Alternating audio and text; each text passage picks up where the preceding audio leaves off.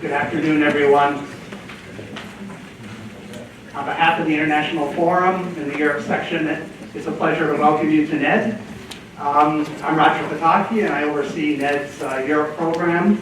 But it's my pleasure to welcome two distinguished guests who are both friends of the NED and very important influences on the NED. They're here to discuss an important new book. For this crowd, they hardly need any introduction, which in any case are already included on the invitations. I'll just say a few words about each. Bálint Magyar was a dissident before 1989 and in some ways became one again in 2010. He's been a member of parliament, a minister, often several times. He continues to be an academic, a best-selling author, and a tireless political commentator. In many ways, he's the liberal conscience of Hungary today. Arch Puddington was also politically active before becoming a journalist and a researcher. Today, he's one of those seminal analysts whose ideas and insights at Freedom House help to make our work here at NED more effective. Nadia called him a force of nature, and it will be interesting to hear his commentary on all of this. The event is being recorded and tweeted, so for those of you on Twitter, you can follow us and contribute to the conversation by using the hashtag NEDEvents or by following the forum at Think Democracy and the endowment at NED Democracy. We're here to discuss the forthcoming release of the English version of Bálint's book, Post-Communist Mafia State, The Case of Hungary. Published by Central European University. The official release date is March 31st. It can be pre-ordered on Amazon, and there are some flyers and order forms in the back of the room. The book was presented last month in Budapest and in Brussels, and there are plans to have it published in Moscow. The book is both a accumulation and the latest on Bálint's thinking about the ideas and practices of Viktor Orbán and the Fidesz party. 15 years ago, last month, Bálint first wrote about the organized overworld as opposed to the underworld of the first Orbán government. He developed and refined his theories in a series of well-received articles, lectures, and essays. Since then, scores of analysts have taken up and published actually 3 volumes of articles using this concept. Since Bálint has written and spoken frequently on Hungary as a mafia state, he won't offer a formal presentation here. Through an informal chat, he'll explain his reasons for writing the book and why it's especially important today. Arch has kindly agreed to provide commentary and to help broaden the discussion beyond just Hungary. To start, I'll pose a few questions to our colleagues and then open up the discussion for the floor. First, Bálint, why did you feel that a new typology with new terminology was necessary to really understand the practices of the Orbán government? At the time of the regime change in Hungary, we had the illusion, as a lot of others too, that with the collapse of dictatorship, communist dictatorship in this region, we are just on the right track, and we are going and to build a kind of liberal democracy, and it will be a stable society. It's on, I think, but I will have to check. Yes, it's on. So we will build a liberal democracy, and this system can stabilize itself.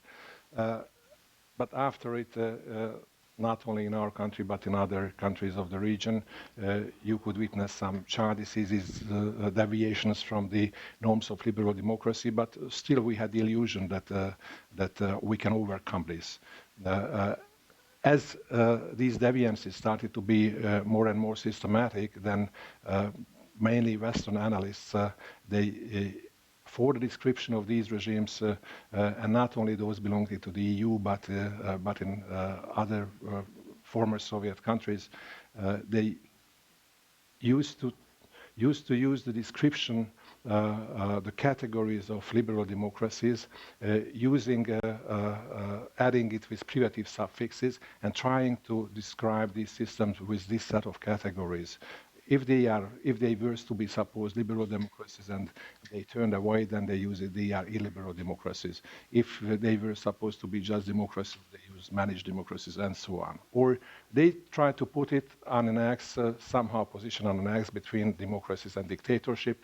And if they felt that now these regimes, now speaking not only about Hungary and not those within the EU, but Russia, Central Asian, post-Soviet regimes as well, if they felt that they are closer to autocracies or dictatorship, then they use such terminology which tie to these descriptions, saying that competitive authoritarian regimes, etc. I felt these descriptions as a sociology, by profession I'm a sociologist, a little bit not explaining practically that who are the real actors, what is the structure of the ruling elite, what are the cultural patterns of rule in these societies. In Hungary, there were other traditions because Hungarian analysts mainly try to find similarities with historical analogies, and they use that it's a reincarnation somehow of the regime between the two world wars, the so-called Horthy regime, or it's a neo-communist regime because some actions of the regime just seem to be similar to the actions of those regimes. I did not agree with these concepts as well. So therefore, try to think about that. What is the real nature of power here? Most of these explanations, what were used, they were focusing on political institutions on one hand and ideas on the other hand, practically neglecting very much the property relations and the question of property, while one of the main motivation of the changes in this time in these regimes and the target of political fights was tied to the process of privatization, namely that in these post-communist countries, at the time of the regime change, there was a practically total monopoly of state property in economy, and you had somehow to transform it and to channel it into private hands. And how can you do it in a justful way, in such a way that it should be legitimate, even in the eyes of those who are maybe the losers of the regime change as well. And this was a crucial point, I think, not only in Hungary but in other countries as well. That in our history, in Eastern Europe, we never witnessed a stability of property relations and especially private property. In the last 100 years of Hungarian history, we witnessed 3 times that huge social groups were deprived from their property. For example, after the First World War, with the Trianon Peace Treaty, Hungarians outside of the country in the successor states, before and during the Second World War, the Jewish population was deprived from its property, and later most of them from their life as well. And after 45, practically the whole proprietary class was expropriated and became a state property. So it was somehow much more natural and embedded in the history of these countries that you can build political actions on such programs when you declare the need to redistribute the property, to take it away from others, and to distribute in a justful way again. So in these countries, what we see now in this new Fidesz regime after 2010, and only some attempts were made into this direction during their first government between 1998 and 2010, that here is somehow combined the goal of concentrating power, maximizing political power with the accumulation of personal wealth and family wealth. And the two things cannot be handled separately in these regimes. And this is what creates such a system where power and property comes together, as some Russian or Ukrainian analysts use these categories combined together as power property, which means that there is no power without property, there is no property without power. Arch, how does it look across the ocean from Freedom House's point of view? Well, look, when I was studying communist systems back in the 70s and 80s, there were there was a wealth of literature, and you could read about the difference between the Soviet system, what Ceausescu had in Romania, what Kadar was doing in Hungary, um, what the new communist systems, such as uh, uh, the Mengistu in Ethiopia, um, or the Sandinistas in Nicaragua, um, you were able to find either journalistic or scholarly accounts that explained how they achieved power, how they maintained power, how they went about destroying this or that institution that might be used for an alternative democratic system. Uh, since the end of communism, uh, you've had much less of this kind of literature that describes uh, the new systems that are emerging now, authoritarian, quasi-authoritarian, however you want to describe them. If you want to know what's going on in Turkey with Erdogan, or um, Korea in Ecuador, or whatever different quasi-authoritarian systems are bubbling up, there is a lack of that kind of literature and analysis. So for that reason, to begin with, I thought that Bálint Magyar's book made a major contribution towards the that can lead us towards the understanding of really one of the most interesting and in some ways dangerous systems that have popped up anew. And I say that because what we have in Hungary is a country in the a post-communist country, a member state of the EU, a country that on our Freedom House rankings scored across the board, had high democracy scores throughout its first 2 decades. And that country now has been almost turned on its head, so that you have a government that, without bloodshed, without having to create political prisoners, without having to do the sorts of actions that are going to bring the condemnation of the international community down on your head, has managed to create a system of almost total political control, and to do so in such a way that the ability to control political affairs in Hungary looks like it could last for many, many years to come. And to be able to do that within this environment, within a democratic environment in the heart of Europe, it is something very unique. And by explaining what Orban has gone and done, I think Bálint Magyar has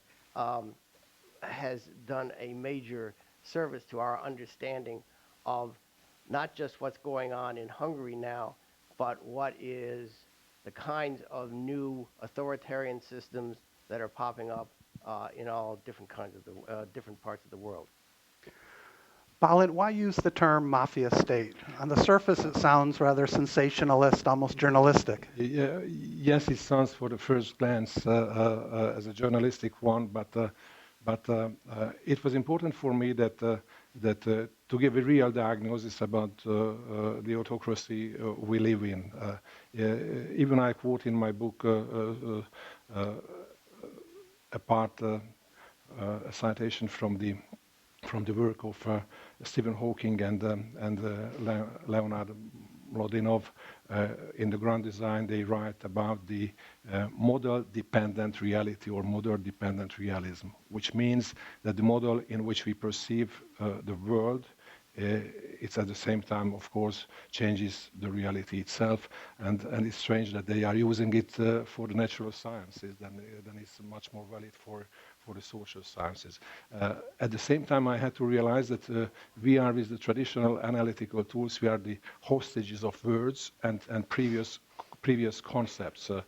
For example, when they are speaking about, let us say, illiberal democracy, it's something like if I would say that an elephant has no wings and it cannot fly. It's a true statement, but it does not tell too much about the elephant, because the fish also cannot fly, a mouse also cannot fly.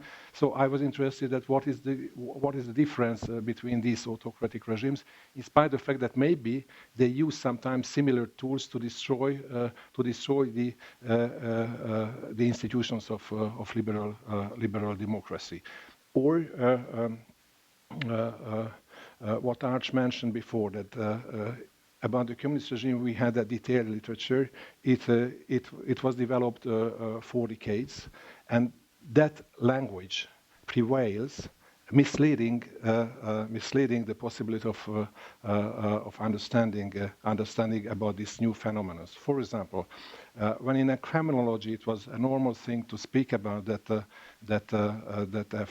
the power is concentrated in formal institutions, for example, the political committee, Politburo of these countries, and they investigated that of course the informal weight of different participants in this Politburo can be different as well, which was a natural thing, but everybody has to be a member of this formal institution that he or she could have any power at all. Now, not this is the case in Hungary. In a mafia state, the decisions are drawn out from formal institutions. Not the party decides, not the government decides, not the parliament decides. They just execute those decisions which are brought in informal organizations outside, beyond these organizations.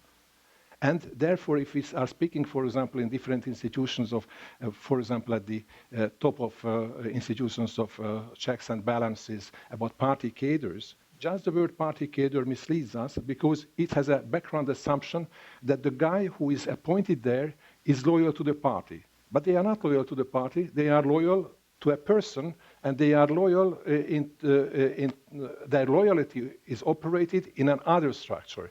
So my real question was that who is the actor? What is the structure? What is the structure of this new ruling elite? Because at the end, the analysts could say only that okay, Orban is like Putin, but it does not decide what it is. Of course, these regimes are very similar in that sense that there is no bigger difference between the present Hungary and present Russia than it was the Kadarian time, the communist Hungary and the communist Soviet Union at that time.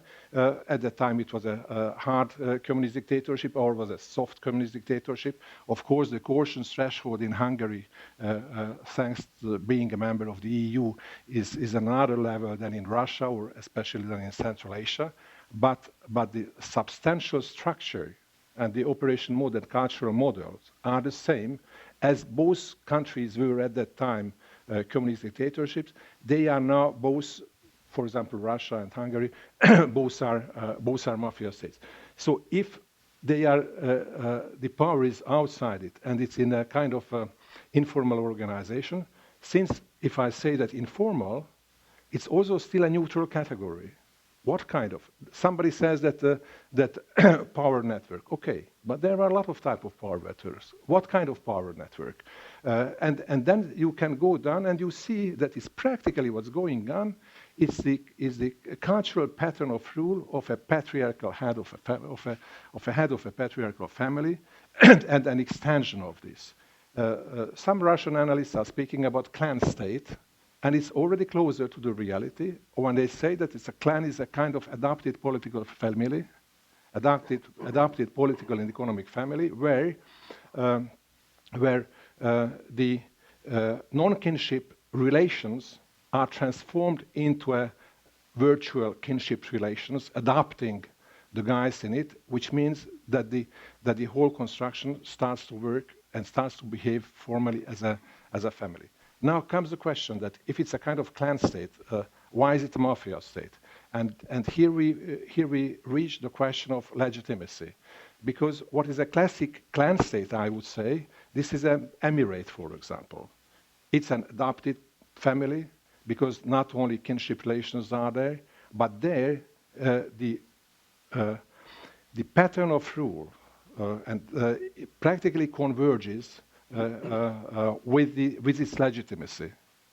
There, it's normal in Abu Dhabi, in Qatar, etc., in these countries that you have a parliament, then this parliament is appointed by the sheikh, or a reform goes, then the half of them can be elected. It's normal that they do not bring laws, just they give advices, which is practically the situation now in Hungary, because the parliament now, it's not an autonomous body, they just a transmission belt of the adopted political family, where these different laws are just created for the needs and tailored for the needs of this adopted political family. So if I take this analog, which comes from the role of a pater familias, how he rules over his household, where you can find in this verticum not only his relatives, not kinship relatives, but the servants or all others in different ranks. The classic mafia is practically means that the extension of the competency and authority of the pater familias beyond the limit of his household, but at that time still fighting with the civic society and the public authorities, public authorities of a nation state. They can bribe or threaten or sometimes murder some representatives of them, but it's a fight between them. They belong to the organized underworld, and this organized underworld has to use, as it has no in his hand the means of public authority and the law enforcement's capacity of a state, violent methods, of course. Now, what is a mafia state? A mafia state is another way when we cannot speak about state crime or the crime of the underground organizations, but we speak about criminal state when the state or the governance behaves like a criminal organization, when a political venture becomes an economic venture as well, and practically invades the whole society. But it's not state capture in that sense that the initiators are not coming from oligarchs, from the sphere of economy, which conquer this or that dimension or this or that part or segment of the of the state or public authorities, but it's just the opposite way. It's not state capture, it's practically oligarch capture when a political enterprise captures the oligarchs, surrenders them, liquidates or marginalizes or domesticates those who are the rival oligarchs and surrenders themselves the rest, and practically incorporates into the adopted political family. In this case, this criminal organization exercises the coercion in favor of his needs, on a non-violent way normally, because he has in his hand all the tools, all the means of state, the monopoly of state coercion. And this is a kind of mafia state. Mafia, I would say that as illegitimate in the case of classic mafia, the extension of this authority beyond the limit of a household and traditional family, the same way it's illegitimate as they expand their authority for the whole nation and using these means, it's illegitimate even according to their own norms. Arch, Bálint mentioned Russia. Do you see Russia as a mafia state? Do you see others in the region, globally? Let me. I might get to that in a second, but just one thing that struck me when I was reading Bálint's book. Before I started doing what I'm doing now, I was a newspaper reporter. And one of the places I worked was in Hudson County, New Jersey. Now, Hudson County, New Jersey once had the reputation as being just about the most corrupt county in the United States. And when I worked there, the remnants of the old Frank Hague political machine were still in power. And as I was reading Bálint's book, I kept saying to myself, you know, this is a little bit like Hudson County. You had a boss, and everybody knew he was the boss, and he might be the mayor, or he might not even have electoral office, but he was the boss. And you had his underlings, who were the city councilmen, they were the appointed officials, and the like. And then you had the people who worked, well, you might call it civil service. I mean, to even call it civil service back then is a stretch. But these were regarded as jobs for the boys.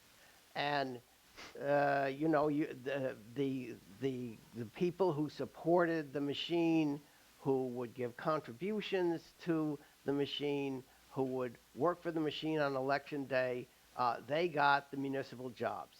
And when it came time for the contracts that the municipality had power over, there were certain formalities that you had to go through, certain bidding processes, but it was always one or two loyal local construction firms or other kinds of businesses that always were rewarded with the contracts. I'm sorry? Use your mic, please. Oh, okay. So, Even closer. Even closer. All right. How's this? Is that Yeah, all yeah, right? yeah. It's fine. It's great. All right. Yes. All right. Hudson hears you. Yes. So there were many, many similarities between, and there was an opposition. That's the other thing. There was an opposition, but the opposition knew it was defeated and didn't even really try that hard. And to be perfectly honest, it sounded a little bit like the Hungarian opposition today. But there were two major differences. One was that in the case of Hudson County, New Jersey, there was always this possibility that the federal authorities or the state of New Jersey authorities would intervene, investigate, and people would go to jail. And this happened from time to time, and you'd have new people going into the machine and taking over, but there was always that possibility that you had to consider. The other difference is this. Viktor Orban and Fidesz are much better at putting together a political machine than the bosses in Hudson County or in other municipalities in the United States. Much more thorough, much more comprehensive, much more far-reaching in the impact on ordinary people in the society. Have had a much greater impact on the property relations and economy of Hungary than Boss Haig did in Jersey City. So I would say that what impressed me was this is just like a fairly rotten American political machine, except it's done much better. Well, at least we are professional in something, but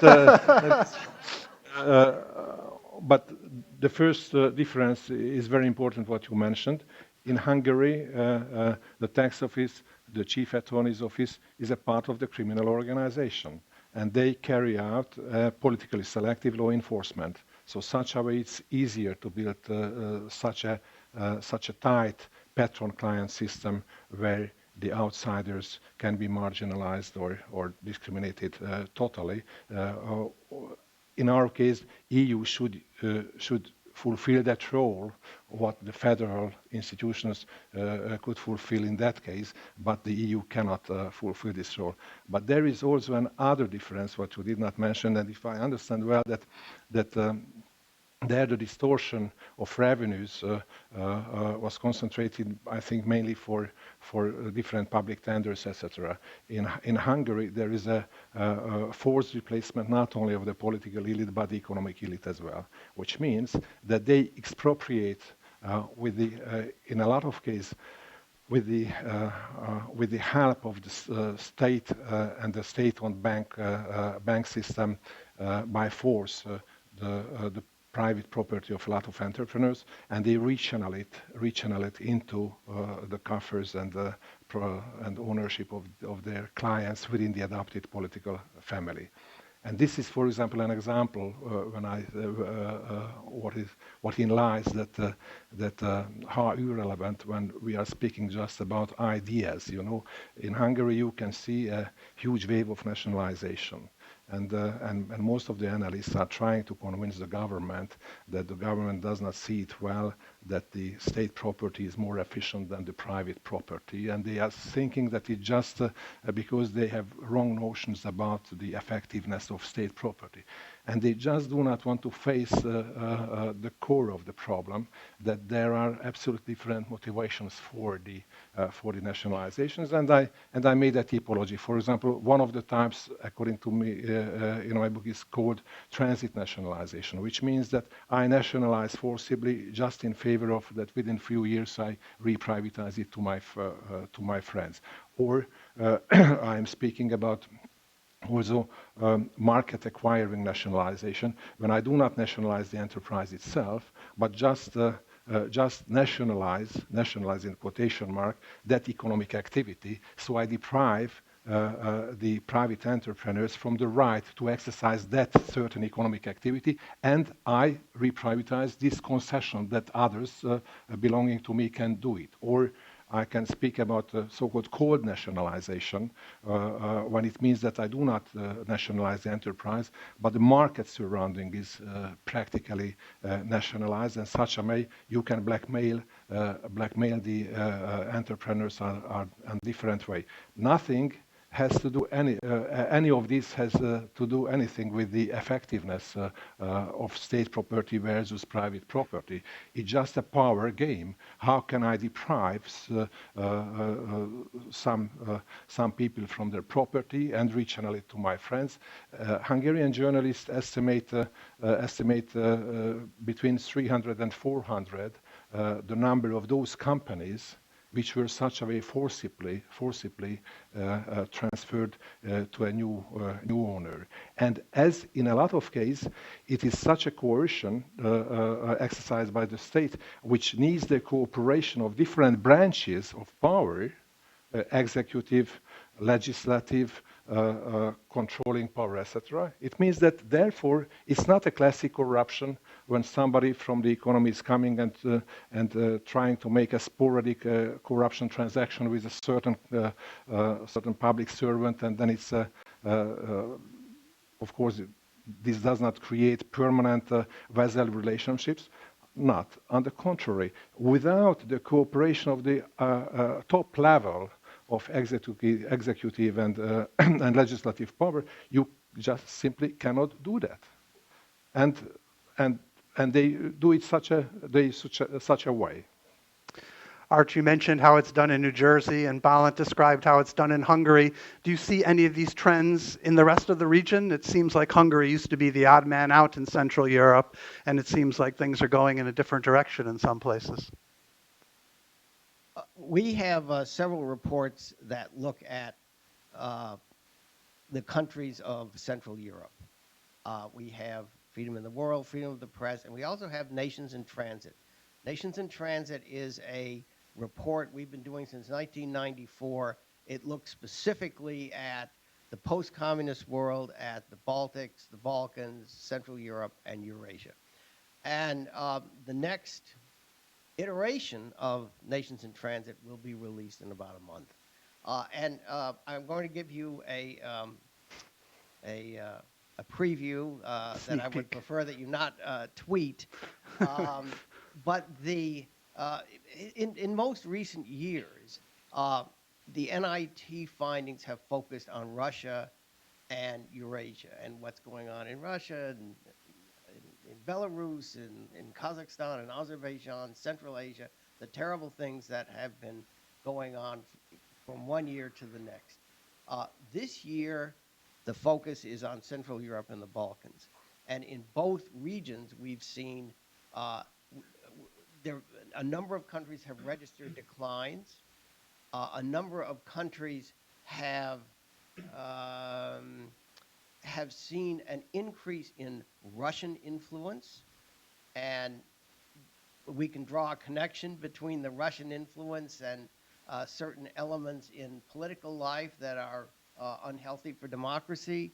And we can see the beginnings of a decline, of a hollowing out in certain of the democratic institutions, especially in the judiciary and in freedom of expression and freedom of the press. So, what does Viktor Orban and Fidesz in Hungary mean for what's going on in Serbia, Macedonia, and Poland today? It's not entirely clear, but I would add that it's what makes these results even more unusual and disturbing is that a number of the countries that are showing declines are countries that are in line for membership to the EU. And in the past, countries that were in you know, the post-membership phase of the EU usually made extra attempts to adhere to the rules, at least begin some kind of anti-corruption effort, certainly to adhere to freedom of the press and other civil liberties, and so on and so forth. Now we're seeing a step away from that, and I think it says something about the dynamics of what's going on in the region between Russia, between a country like Hungary and its example, and the evident weakness of the EU and its institutions.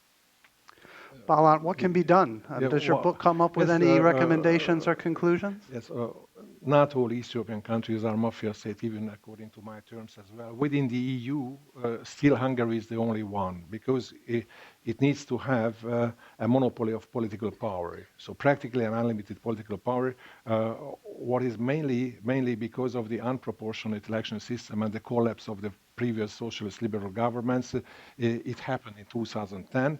So they had a political power in the parliament with which they could bring a new constitution and all laws to be changed by one single political actor, and they could appoint to the top of the institutions of checks and balances their cadres. So it's needed for that. It's needed for that. So I don't think that shouldn't be attempt towards such a development in other Eastern European countries who are also members of the EU, for example, in Romania or Bulgaria or even other countries. But there, it could not happen that it could be transformed into a, using Harry Hale's terminology, a single pyramid patronal system. The Mafia State is a subtype of a single pyramid patronal system. But beyond the EU, Montenegro or maybe Macedonia also could be considered as a mafia state. And of course, I consider mafia state Russia, Azerbaijan, and some Central Asian countries. But while in their case, it was a straight development to this status, we had to make a roundabout through the phase of liberal democracy, and this is why it's really unique that we find our family, in quotation mark, I say, in Eurasia, along these countries, and that what you can do, of course, it depends on what do you assume about these systems, and this is the real dilemma for the European Union, because the whole thing was formed as a value community of countries who share the values of liberal democracies. And now we have, as a ruling elite, an adopted political family, a political economic clan, which practically behaves, with the words of Banfield, American sociologist, using this terminology for South Italian families, not only for mafia families, but immoral families, which means that that it's an inclusive type of ruling elite. They incorporate everybody, not considering ideology. So old Secret Service informers, old members of the Communist Political Bureau, even criminals are welcome. You know, the only criteria that you should be loyal to them, and then your sins are forgiven. And those who do not belong to this adopted political family, to this household, what is now called ideologically the nation, they do not care with them. They just neglect them. They do not feel any, and this is amoral families, they do not feel any responsibility towards those countries, if they are foreign countries, towards those social strata which fell out of the system, and they are not. And if it happens that some people, individual or some social groups are trying to fight with the system, of course, then try to stigmatize, criminalize them, and fight back against them. But otherwise, they behave that their loyalty is tying them only to this adopted political family and not to a wider community, what is the EU. Now the EU negotiates with them on the basis that we share the same values. And now such a way is practically a real trap for them. And therefore, for example, that kind of EU sanctions, which are represented in such actions, for example, that they suspend giving some EU funds, or in the case of corruption, we have to pay it back. The mechanism, as EU thinks that it will be effective, is based on a false logic, because it supposes in their case that these countries are democratic countries, that the different social groups can freely organize themselves, express their view through the media, freely represent it, etc. And they think, okay, if I suspend some EU funds, then there will be less investments in Hungary. If there will be less investment, people will be discontent. If they're discontent, they speak up. If they speak up, the government will be afraid that they will lose elections. If they are afraid that they lose elections, that they change their mind and they will behave in another way. And it does not happen this way. Not at all. They don't mind. And because there are three major underlying causes why, beyond this misunderstanding the nature of the regime, the EU cannot exercise the proper preventive or countermeasures in this case. One is, I have to say, which is a structural problem, that there is a conflict between the idea and notion of value community and the geopolitical interests. Because if you should be consequent that EU is just the community of those countries who share the same values, you should push out some countries. Sometimes they say that there is no mechanism for it. But what I say, even if there were any mechanism for there, even effective, they wouldn't push out Hungary. Because it would mean it would be in a conflict with the geopolitical interests. If these countries would be pushed out, Russians could come until Vienna. So what's going on, and a few years ago, with a colleague of mine, we wrote some article about that I think that is practically unavoidable, the multi-step Europe, the development of multi-step Europe, where in the eastern part, there will be a buffer zone of half autocratic regimes, where they will tolerate these regimes because the EU cannot afford themselves to give up not only those countries who are within the EU, but even those countries like Ukraine, Moldova, maybe Serbia, etc., because of geopolitical reasons. This is one thing. The other thing which undermines effective countermeasures, what I call dirty solidarity of the big European party families. If socialist governments destroys the architecture of liberal democracy, then the Socialist International will defend them. If conservative parties, then the European People's Party will defend them. And then, in this case, whether they take countermeasures is just a question of political bargain, which diminishes the effectiveness, of course, the whole thing. And the third is that that as they do not understand the real nature of a mafia state, the real nature is that they are shameless to some extent, you know. Then they think that that if we have demonstrative countermeasures against them, then they will feel ashamed, and therefore they change their politics. No.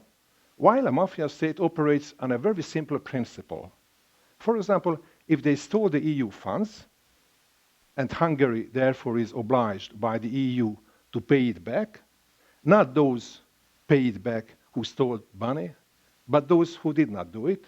It's paid back from the budget, from the taxpayers' tax. So for such a mafia state, it's absolutely fine. Why should I bother myself if I can if I can effectively misuse some funds from the EU funds, and then the bill, if it's necessary, will be paid by others. Will be paid by others, and this is a wrong logic. So the EU sanctions because they think that it's a democratic society, and because they think that those who rule it it have a feeling of shame in these cases when they do not follow democratic principles.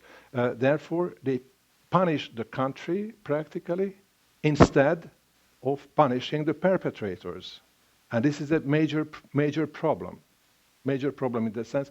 And so, therefore, most of these countermeasures, what we could witness until now, they were not really effective. That's a pretty pessimistic picture. Arch, do you really, see any well, pushback possibilities? Well, I think there are always pushback possibilities, but I'm not sure whether the democratic opposition in Hungary right now is up to the task. My colleagues at Freedom House have had several tours of Hungary and have met with people from the NGO sector. And in most countries, people from the NGO sector are usually a little more optimistic and energetic and have a little more fight in them than people from the traditional political parties. We found that the Hungarian NGOs, at least the ones we talked to, basically had a defeatist attitude about being able to do anything against Orban. And I can certainly more understand why they do have this attitude after having read Bálint's book, because one of the themes that emerges is the comprehensive nature of the Fidesz changes in society and how it reaches into every crevice and makes opposition economically unpalatable for people in Hungary. But I would just simply add that we've seen major changes in the past 3 or 4 months in a part of the world which just seemed to be going very much in the wrong direction, and that is Latin America. And we saw election results in Venezuela going against the Chavista movement.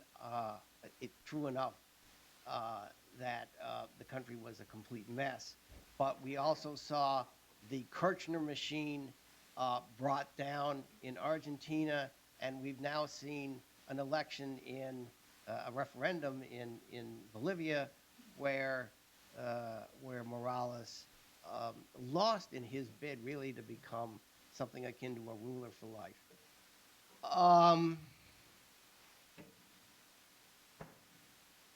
Our feeling at Freedom House is if the possibility of a democratic election still exists, there still is some measure of hope.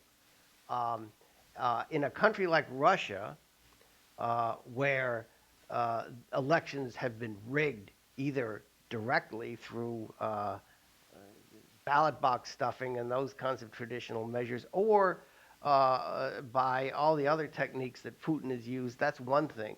But in many other societies where quasi-authoritarian or authoritarian rulers have taken over, we've seen that just that possibility of winning through the ballot box, even in a playing field that is not level, it's something very important. And you obviously still have that possibility in Hungary, and I would think that there should be more of an opposition effort to build a unified opposition than there is today.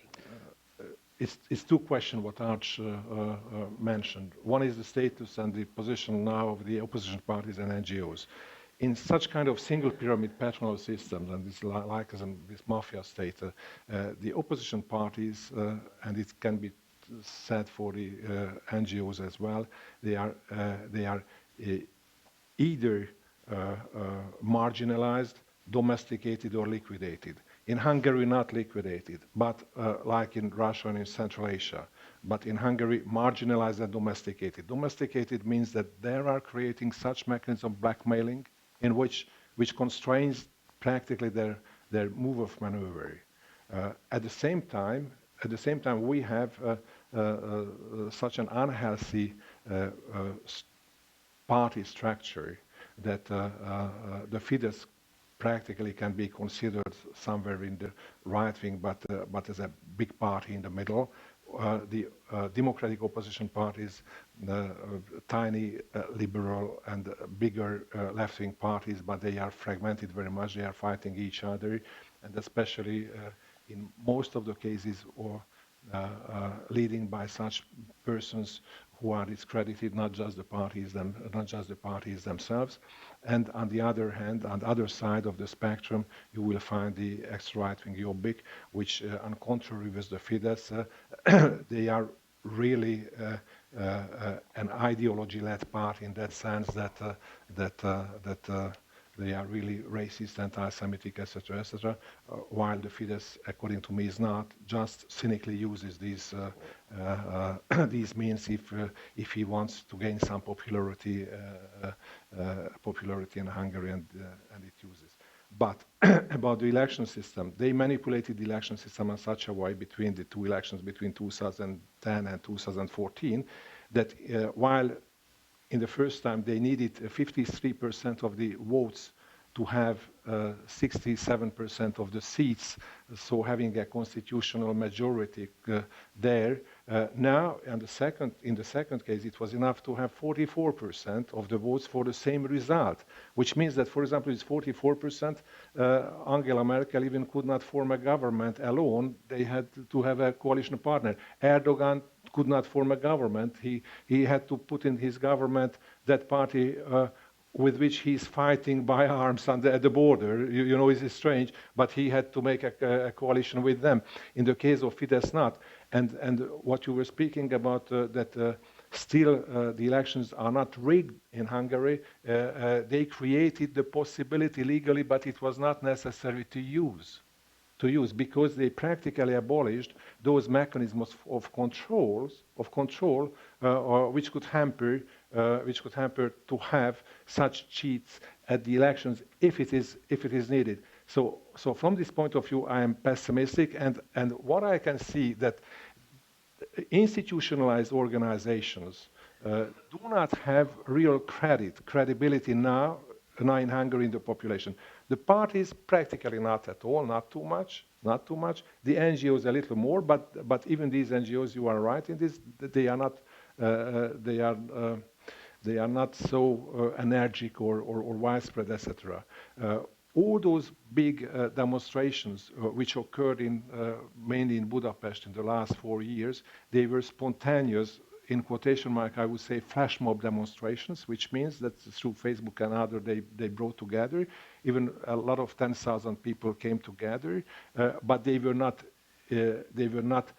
declared or organized by settled institutions or organizations, and even they could not institutionalize themselves later. They melted away, and there is just an opposite direction. Normally in a democracy, if there are spontaneous discontent in different strata of the population, then they find or try to find their legitimacy in their representative organizations. And now it's just the opposite in Hungary. This discredited organization tries to find some legitimacy at this spontaneous movement, and they are somehow fighting with each other that don't touch me because in that case I will be discredited as well. But at the same time they are not really enough strong or capable to stabilize themselves.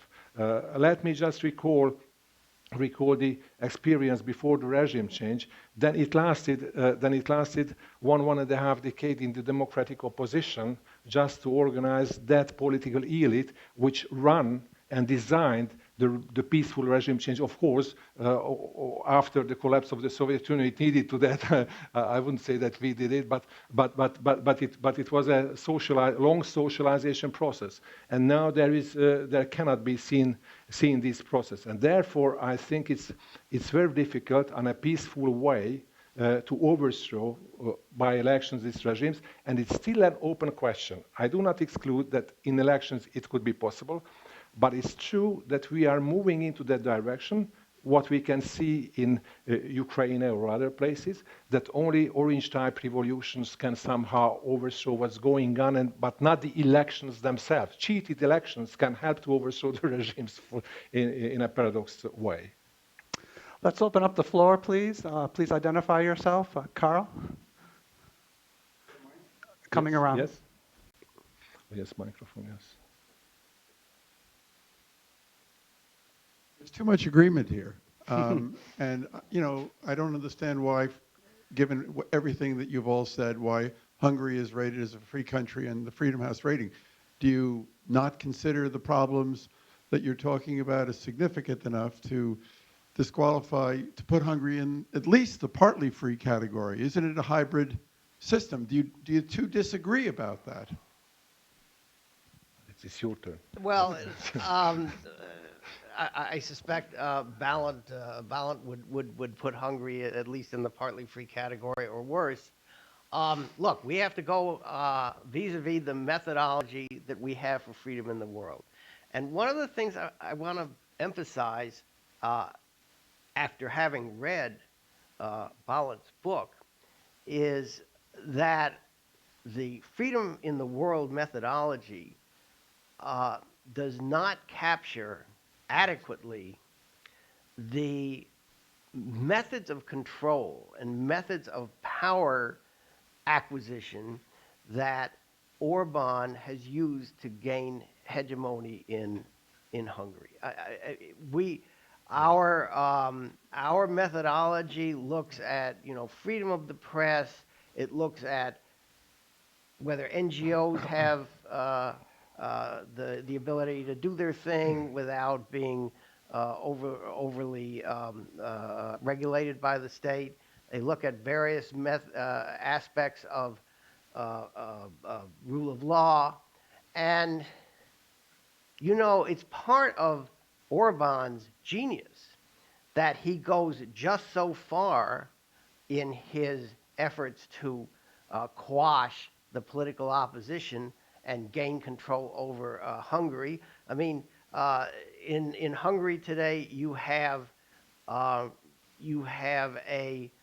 media that is under duress. Much of it has been acquired by either the state or by cronies of the leadership. But there is some diversity in the Hungarian media. You have the most popular television station, if I'm correct, that is critical of the current government. So there is a measure of diversity in almost every one of these institutions, and it's difficult to measure at what point it tips over into absolute quasi-authoritarian dictatorship. But I would add that I don't think our methodology right now captures the ability of leaders like Orban to gain control over dimensions of the economy through techniques that are legalistic, use the law in certain ways. They're not the usual ham-fisted tactics of communists who just come in and nationalize everything. The Fidesz has been very skillful in the way it's gained control of the economy, and that fact alone explains, I think, much of it goes a long way towards explaining why Orban has gained such concentrated control over Hungary today. There are a lot of things to which I would like to reflect because I agree very much when you were speaking about that the methodology of these surveys do not really reflect to the essence of the problem. First, I would say, for example, the case of corruption. It's not typical corruption what we have, because it's not the question of kickback money and traditional, as I say, corruption transaction initiated from the sphere of economy.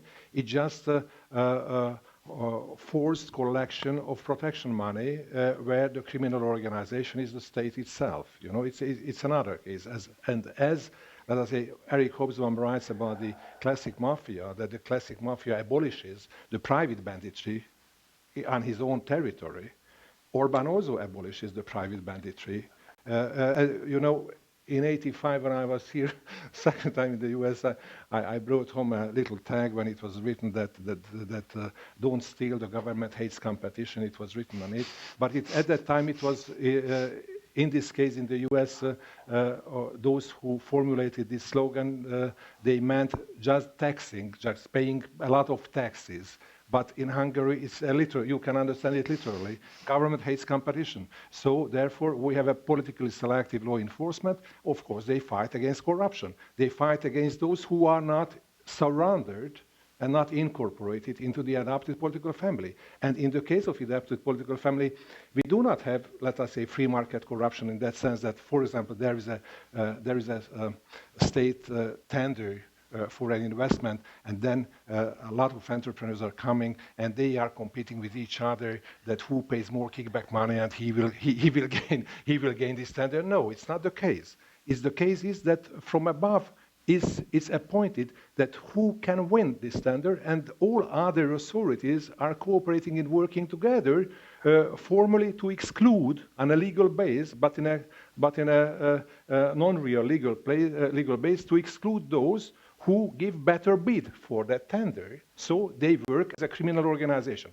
So with that methodology, what normally used about measuring corruption, you just even do not scratch this type of phenomenon. So it's a problem. The other thing is that the other problem is when we are speaking about media or freedom of association and all these things. This system is based not on the complete mobilization of the people as the classic dictatorships. Mobilizes its believers and demobilize the others. Of course, it's a great freedom that the borders are open, contrary to the time, to the communist time when they were closed. It's open. Okay, let's go. Those who do not find their place in this system, or who can be rival to the government, who do not like, who are critical towards them, okay, go away from the country. They demobilize with a lot of and different methods those people who could not be their believers, and even with the media, of course. In the communist time, we had a joke that we have a freedom of speech, what we do not have freedom after speech. This was in communist time. No, it's not the case. They do not afraid of the words until the outreach of these words is not too wide, until it just affects, let us say in Hungary, 1, 2, maximum 300,000 people, then it's okay. So much people hate us, okay. And what happens? And in these little communication ghettos, you can tell whatever you want. It's not the case like during the samizdat literature in the democratic opposition. You know, Gábor Demszky is here, who was one of the main editors of this illegal samizdat. Even I took part in this clandestine work for 4 years, etc., etc. But at that time, if we published something in a few hundred copies or maximum a few thousand copies, dozens and hundreds of secret police guys were chasing how to get these things. No, I can publish about Mafia State in Hungary, even if it's sold in a lot of copies. But this lot of copies, of course, do not affect the whole society. And until that time, it does not reach too much people. They don't bother themselves with it, and even they do not start any discussion with it, because they think that it's not rational to generate a discussion along the line of that, whether they are a mafia state or not. Of course, and they are right, they are rational. They are not emotional, they are not ideology-led, they are practical from this point of view. This is with the media. Now, the other case is with whether it's genius, well, yes, a talented guy, I would say. So it's to some extent charismatic. He has a lot of followers, believers, etc. But the base of this geniosity, or how to say it, is much more the lack of moral constraints. You know, and therefore he can use this. And therefore, when we try to compare, for example, the situation between Poland and Hungary, these are absolutely different, in spite of the fact that the ideological surface can be very similar. But there, as I guess, I do not have real knowledge about it, but as I guess, Kaczynski is motivated by power and ideology. Orban is motivated by power and property. Two different things. And if you have such a cultural pattern of rule, what an head of a patriarchal family, a chief patron has. Of course, not every type of ideology can be used in favor of this. Of course, liberal ideology cannot be used for that, which is international, autonomous, etc., autonomous persons. You need a collectivist ideology. But, of course, you cannot use too much collectivist ideology of left-wing type collectivist ideology, with the exception of nationalization and state power. So you pick up the elements of the right-wing conservative nationalist ideology, and it's not a value coherent system ideologically what they have. The coherence is ensured how they pick up and how they harmonize it to the needs of their practice, and it's an absolutely different thing. Therefore, when the critics are saying that this day Orban told this, and now next day just the total opposite, of course it doesn't hurt him too much, because it assumes that most of the voters just vote according to the rational calculations and not emotional ties, and they just honor the leader who takes the lead and does with force what he wants.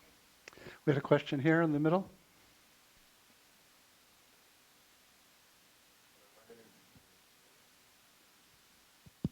My name is Peter Kalota. I'm the Charge d'Affaires of the Hungarian Embassy. You know, as a public servant, it's not always easy to participate in this kind of political discussions. But what I would like to say, ever since I'm in DC, actually, I realized that I'm almost a politician. But I think what is really important, I would welcome, first of all, the debate that we have and to talk about the issue and the political situation in Hungary. But I think it's also what is very important that I commend Mr. Magyar for his excellent presentation.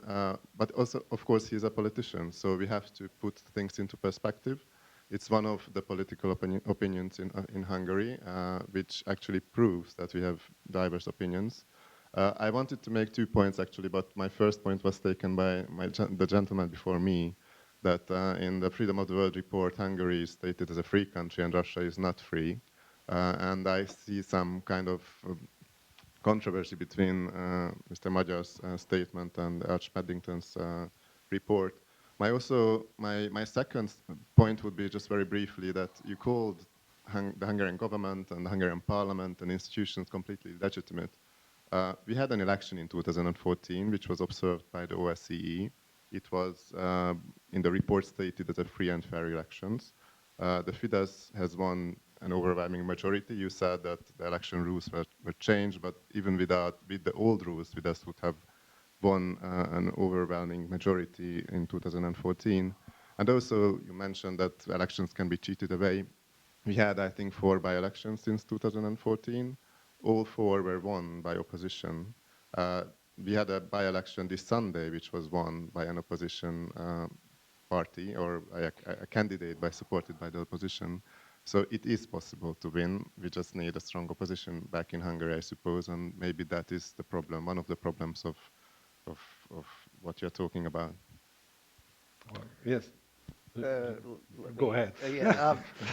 I just to clarify Hungary's status in Freedom House's reports. In Freedom of the Press, which is an annual report that looks globally at press freedom around the world, Hungary had a score of 23 on a 1 to 100 scale in 2009, which basically put it on the same plane with countries in Western Europe and countries like Poland and the Czech Republic. It now has a score of 40 and a ranking not of free but of partly free. In nations in transit, Hungary has suffered the greatest decline of any of the 29 countries that we assess, and has moved from the top ranking of countries to a somewhat lower level that puts it on the same plane with a number of the Balkan states. It's true in Freedom of the World, Hungary is still ranked as a free country. We have a methodology, we adhere to that methodology, but I would say that we have zeroed in on Hungary as a country that has been especially concerning to Freedom House for the direction of its democracy. And I would add that we have been visited by diplomats from Hungary. I've participated in either 5 or 6 meetings, 2 with ambassadors, from the current ambassador and the previous ambassador, 2 with other diplomats, and 1 very entertaining go-around with Zoltan Kovac. Well, about free and fair elections, I think most of the analysis about the election system, they do not pay enough attention some such factors which are outside from the direct election system. In spite of the fact that we have a very disproportionate one, and between 2010 and 2014, it became even more disproportionate, the system, artificially. And if we are speaking about cheating, for example, that there was a kind of virtual exchange of population, in that sense that those who are beaten or opposed, while those who or 400,000 Hungarians being in Western countries, of course, they had no real opportunity to go to vote in mass. But there is another factor.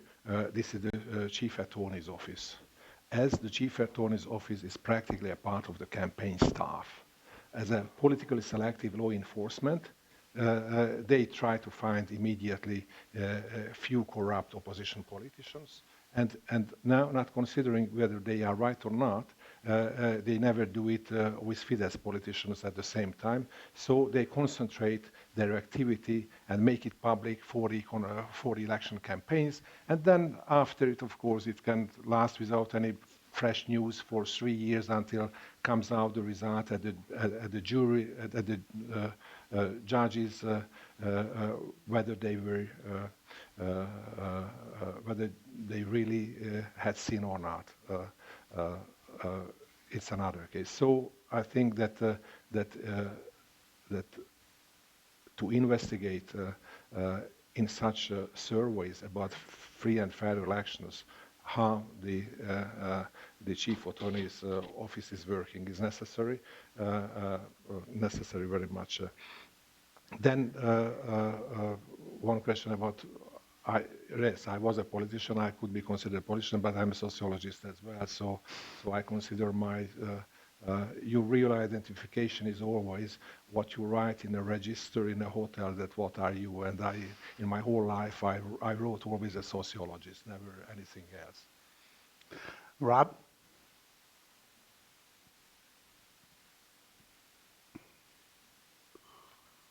Thank you. I'm Rob Benjamin with the National Democratic Institute. One quick comment on elections, and that is that to emphasize that the entirety of the process needs to be assessed. Election day can be extremely orderly and clean, administratively proficient. You need to look at the entire election process, including a comfort with a strong leadership, a strong executive, sometimes vested in one individual. Maybe that's for historic reasons, maybe that's for existential reasons, maybe that's for social and cultural reasons. And to bring forward a democratic framework, an institutional one, is very possible, and we see a lot of success, but it at the same time seems to go a little bit against the grain of how people, societies in the region kind of conceive politics and understand how their society should function. And that, I realize, is a somewhat simplistic formulation. But when you look around the region these days, the phenomenon that we're seeing in countries like Macedonia or Montenegro or Serbia, Slovakia perhaps as well, it's kind of what you come to perceive. So I'll offer it not as a that these patron-client systems are working, because in the culture of the citizens there, you do not have that type of classic 19th century type nation-state development, that equality in front of the law and the same level to bear public burdens and taxation, etc., etc. So this type of development. Now, in this region where we are, in this not belonging to the former Soviet Union, but the Central Eastern Europe, I would say, we have distorted nation-state developments, not completed ones. Therefore, we are also open for such things. In the case of Hungary, it was not necessary that it was developed into a mafia state. Namely, it was not necessary that one single political actor could win two-thirds majority. It was needed for that wide corruption. It was needed for that the bad performance of the socialist liberal government. It was needed for that the world economic and financial crisis in 2008, a lot of other things, and a lot of partly independent factors. The coincidence of these independent factors resulted this, and was needed very much, this disproportionate election system. Now in those countries where there is a more proportionate election system, and let us say as in Bulgaria and Romania, there are competing pyramid system, again using Henry Hale's category for that, competing patronal networks. They can have the character they can have the character of more democracy, because of course these competing patronal networks has the interest not to let to have superpower any of these patronal networks. And of course there is a little bigger space of maneuver, and even in those societies where there is a divided executive power between the president and the prime minister, we have no such a system. There it's more difficult to create such single pyramid system. This is why, for example, in Ukraine, in Moldova, there were very strong attempts, and they started to have such kind of development for developing a mafia state, but then alternative patronal networks and the fight between them somehow could abolish these attempts, different kind of revolutions. This is why in Romania you cannot find them. So, for example, within the EU and beyond the EU, it would be a proportionate election system would be a kind of not total guarantee, but a very important mean to avoid such a concentration of political power, which could let space for the vitalization of these kind of instincts which are in the society, creating such kind of patronal pyramids and such type of and the evolution of such mafia states. Mark, the last question.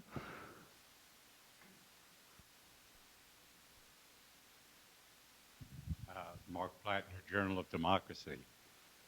Your analysis of the Hungarian case emphasized power and property, and you tended to,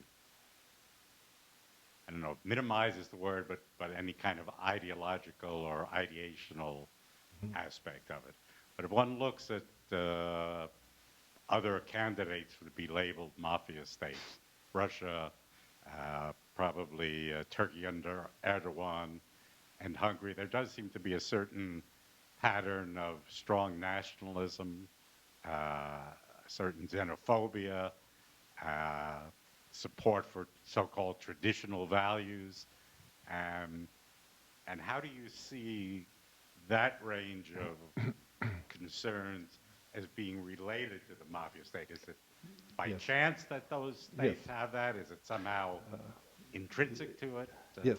So my basic statement in this case that the Hungarian system, and I think to some extent the Russian system also not ideology led, in that sense that for example the nationalism, the so-called nationalism of the Hungarian government, or it's not the classic nationalism of the 19th century, which is targeted against other nations, against Slovaks or Romanians or such.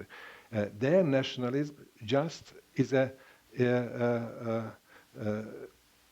pseudo description of the adopted political family. They say you belong to the nation if you are a part of this adopted political family. I do not belong to the nation in their eyes. I am not Hungarian because I'm an opponent of the regime. So it's not targeted against others. It's just an ideology in which the winners, on one hand, can recognize themselves when they are speaking about national middle class. Okay, national middle class is that oligarch who has an access to the resources, and that oligarch who has no access to the resources, he does not belong to the national middle class. This is in one time Simička was belonging to the national middle class when. There broke out the first gang war within the Hungarian mafia state between Orbán and Simička. Simička does not belong anymore to the national middle class. Now Garancsi is belonging, another oligarch, to the national middle class. I'm joking, of course, because both names has not Hungarian origin. So it's just a joke. So these are the typical Hungarian national middle class. So they are not nationalistic, and at the same time with this nationalism. The EU? Pardon? What about the EU? What about the EU? What nationalism as opposed to the EU. No, excuse me. It's this nationalism is at the same time like a Bitcoin for the losers. You know that I pay with this type of potential of license to them for hatredness of others when I cannot pay them with revenues or with status, with property, etc. And this is what it means, that they have to somehow bridge the gap between the nature of rule, what they have, and the legitimacy between it, and therefore they need voters and believers, even from the losers, and the ideology plays this role as well. They are not anti-Semitic in this respect.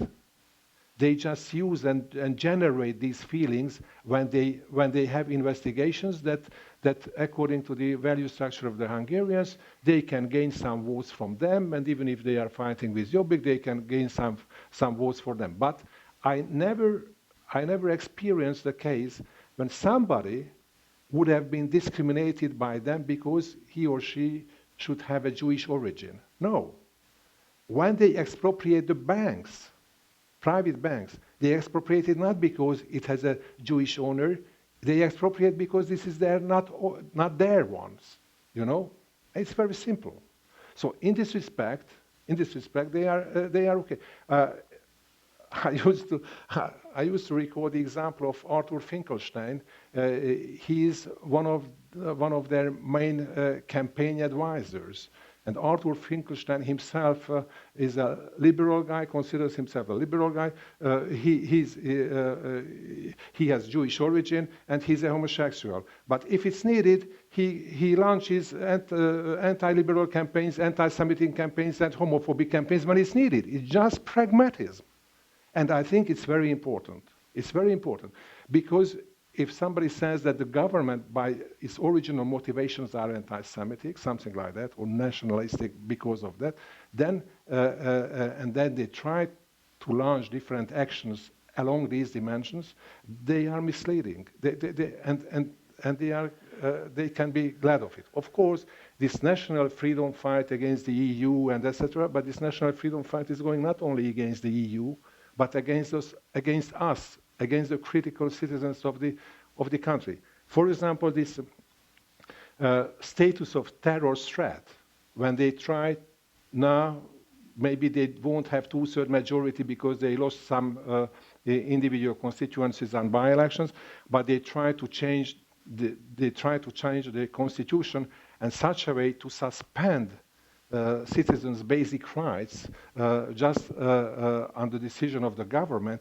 It is needed to have this terror threat because they could do this suspension, for example, in the case of environmental catastrophe.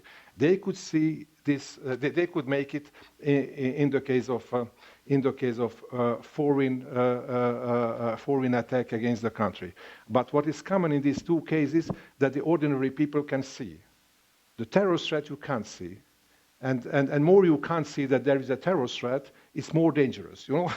And therefore, if happens nothing, they could be able to declare under the pretext of terror threat a special status for that, suspend these rights. So all this fighting and war terminology, what they use, is nothing else than a moral validation of the need that you should like to suspend your individual rights or the rights of your citizens. I'm sorry to have to suspend this meeting. We've reached the end of our time here. Please take a look at the book. It's really a masterful mix of politics and history, culture, with just a little bit of sociology thrown in. Please join me in thanking our guests for a very interesting discussion.